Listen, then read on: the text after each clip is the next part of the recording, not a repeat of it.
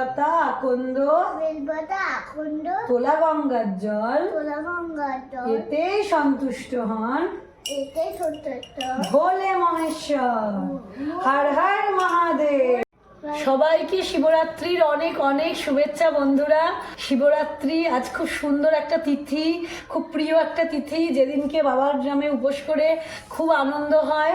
আজকে আমরা সকল মায়েরা মেয়েরা সকলে বাবার একসাথে মিলিত আরাধনা করি, কারণ আমরা মনে করি আজ শিব আর শক্তির মিলিত আরাধনার দিন। এদিনকে আমরা মনে করি পুরাণ মতে যে শিব আর পার্বতীর বিয়ে হয়েছিল, তাই সকল ঘরে ঘরে মেয়েরা সুন্দর স্বামীর সুন্দর বরের কামনায় আজকের এই দিনটা বাবার মাথায় জল ঢালে।